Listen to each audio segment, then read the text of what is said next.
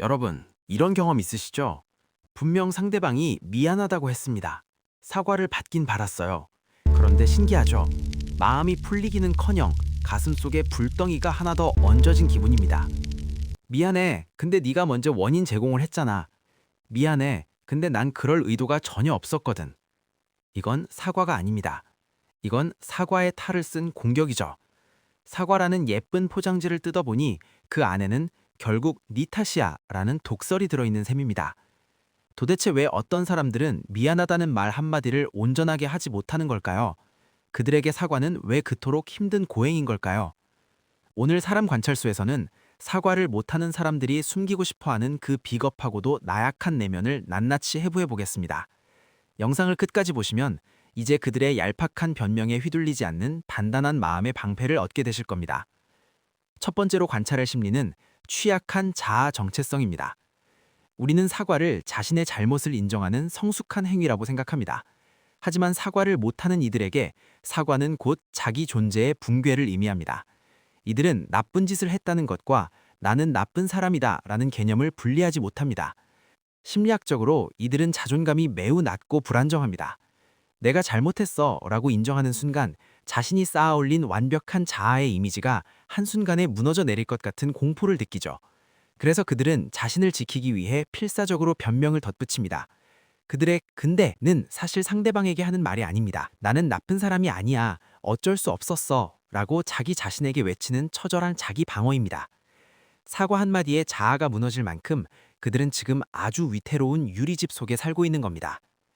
두 번째 이유는 낮은 공감 지능과 자기중심적 편향 때문입니다. 진정한 사과의 핵심은 나의 의도가 아니라 상대의 고통에 집중하는 것입니다. 하지만 사과할 줄 모르는 사람들의 뇌는 오로지 나의 의도에만 고착되어 있습니다. 나는 상처 줄 의도가 없었으니까 네가 상처받은 건 내 책임이 아니야 라는 기묘한 논리를 펼치죠. 이걸 심리학에서는 의도 확대 편향의 변형으로 봅니다. 자신의 선한 의도만 강조하며 상대방이 느낀 실질적인 피해를 지워버리는 겁니다. 그들에게 당신의 눈물이나 화는 불합리한 반응일 뿐입니다.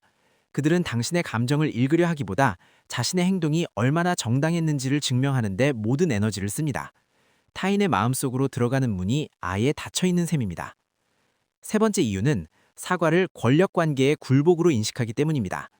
수직사고에 갇힌 사람들에게 인간관계는 오직 승자와 패자, 갑과 을로만 나뉩니다. 이들에게 사과는 곧 자신의 패배를 선언하고 상대방에게 주도권을 넘겨주는 행위입니다. 이걸 심리학에서는 사회적 지배지향성과 연결합니다. 사과를 하는 순간 자신이 을이 되어 무시당할지도 모른다는 공포가 그들을 지배합니다. 그래서 사과를 하더라도 반드시 근데라는 조건을 붙여 상대방의 과실을 끌어들입니다. 그래야만 서열이 비등해진다고 믿기 때문이죠.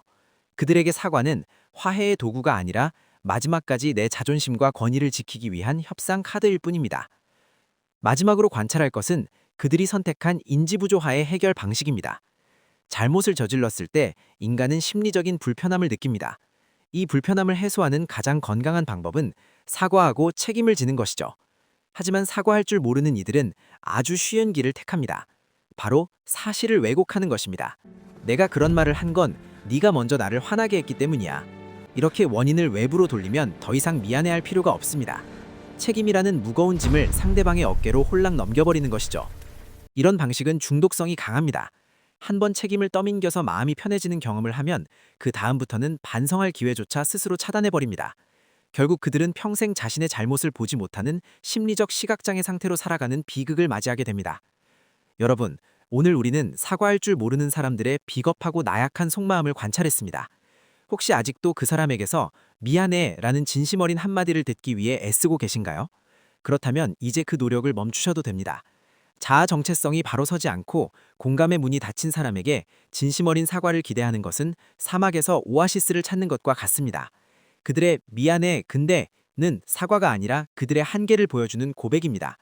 나는 내 잘못을 감당할 수 없을 만큼 약한 사람이야 라고 말하고 있는 것이죠. 이제 그 비겁한 사과에 상처받지 마세요. 상대가 사과하지 않아도 당신의 가치는 훼손되지 않습니다. 당신은 이미 충분히 성숙하고 용기 있는 사람입니다. 잘못을 인정할 줄 모르는 가여운 영혼에게 당신의 소중한 에너지를 낭비하지 마세요. 당신의 마음을 관찰하고 단단하게 지켜드리는 사람 관찰소였습니다. 오늘 영상이 당신의 억울한 마음에 조금 위로가 되었길 바랍니다. 이런 가짜 사과에 대처하는 당신만의 방법이 있다면 댓글로 공유해주세요. 구독과 좋아요는 당신의 자존감을 지키는 큰 힘이 됩니다. 감사합니다.